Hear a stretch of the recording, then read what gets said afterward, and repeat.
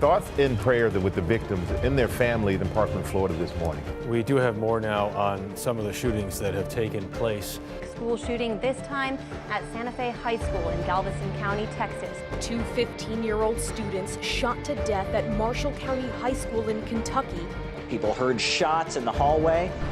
I heard that my friend got shot in the art hall. And we're only in the 20th week of 2018, yet today's tragedy was the 22nd school shooting to rock the country this year. March 2005, a 16-year-old stole police weapons. We begin our program with broken hearts in yet another American town, which today became the site of yet another deadly school shooting. The deadliest U.S. school shooting in modern history took place at the Virginia Tech campus in April 2000. In April of 2012, a gunman stood up during a class at Oikos University's weapons to Sandy Hook Elementary School in Connecticut, where he killed 20 children, 6 adults, and also himself.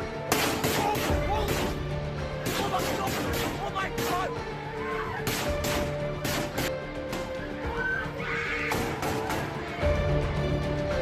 Our thoughts? We do have School shooting 250 People heard at Marshall County away. time. Our entire nation, with one heavy heart, is praying for the victims and their families.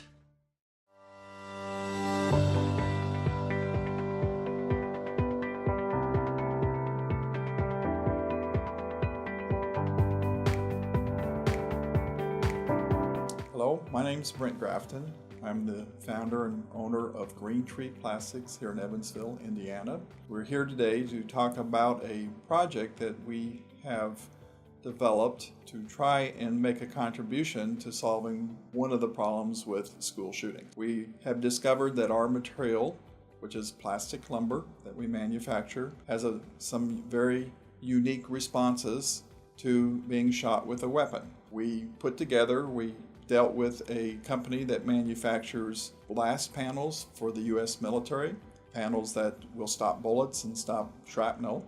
And we took some of their product and put it into the back of a bookcase. And what you'll see some footage as we're going later, the way in which that bookcase responded to being shot with high-powered weapons. So our idea is that we would put in the classroom a functional item, in this case a bookcase, that can sit next to an open door. It will be mounted on rollers, so it would be very easy to roll into place, and then the bookcase itself would be able to stop bullets. So what we did, we put into the back of the bookcase our material on both sides of those panels. On the top portion of the bookcase, as you'll see in later pictures, number 1 through 6 targets are over the top of those 3 panels. Then number 7 and 8 targets are over the top of 2 3/8-inch panels.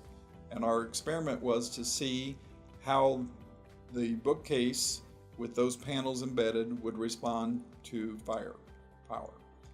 So the idea is that you have a passive protection element in the classroom that can stop active shooters. We went out and put all this together. We invited some friends of ours who are very adept at weapons, and we started the experiment.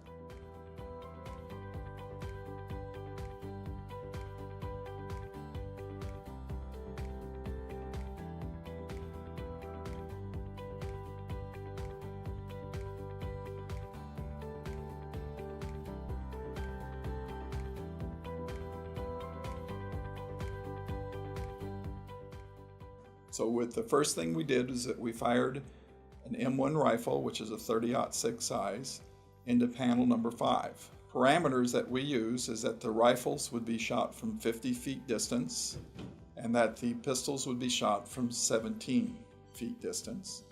The M1 is the least likely weapon to be used in a classroom shooting. It's also one of the more powerful. If it could resist the M1, we thought it would be able to resist most other fire. The first shot we took into panel number 5 was with the M1. We shot 7 bullets. Our objective was to have those bullets all land within a 12-inch by 12-inch space and be approximately 2 inches apart.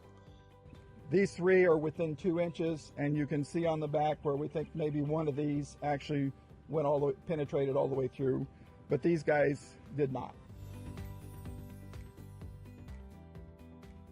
So the next shot that they fired was from a handgun that's a 500 Magnum, which I've not ever seen that big of a handgun before.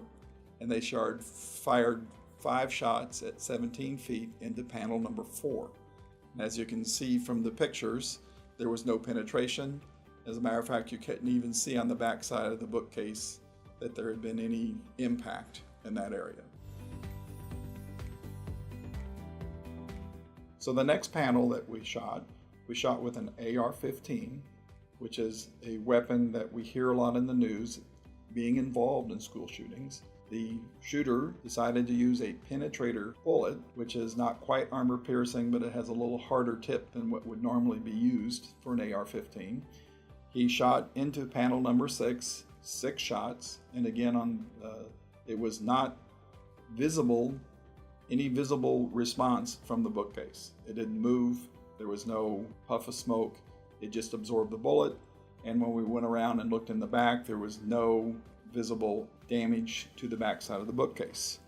So then the shooters decided that that was a challenge, and panel number 7, the shooter took his AR-15 with the penetrator bullets and fired 33 shots into the panel, because they noticed that as the shots were coming out the back, they were actually coming out at different angles, so the bullet was tumbling. So the next weapon that they brought out was a SKS, which is an AK weapon. It's a 7.62 by 39. We fired at 50 feet, 11 shots, and again, even with this tight pattern, there was no penetration and no protrusion on the backside of the plastic lumber.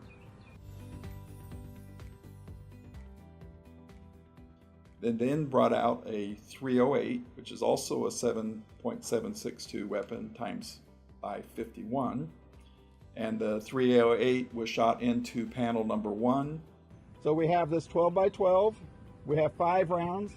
These two are not quite 2 inches apart.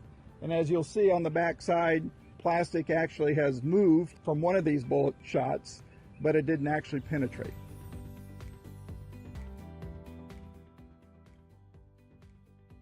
Was shot with a .357 Magnum pistol from 17 feet, and there were 11 shots fired, and as again you can see from the panel in the back, none of those shots penetrated. And then the last panel was shot with a .357 long rifle, again another .762 cartridge times .39, shot at 50 feet, and the 5 shots that went into that panel have absolutely no response on the back side. So the reason that we've put a lot of thought into this, and it's been a very difficult thought process for us, to think that we have to develop a product that will protect our children in their classroom in our town. We believe that the best answer is going to be giving our children something, giving them a tool that they can hide behind that will prevent the danger of flying bullets from harming them. And so that's the basis of our thinking, is it's a passive tool, it's not an active tool. It's something that can sit in the classroom and be used as a bookcase. Hopefully it will never have to be used as a barrier, but it will have the ability to be used as a barrier if ever necessary.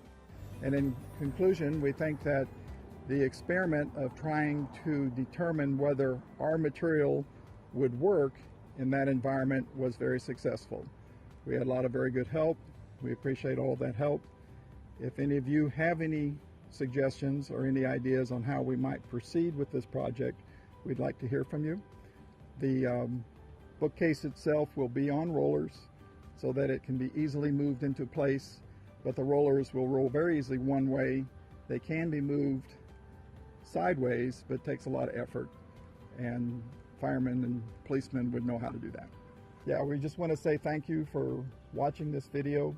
If you do have any suggestions, you can contact us through our website.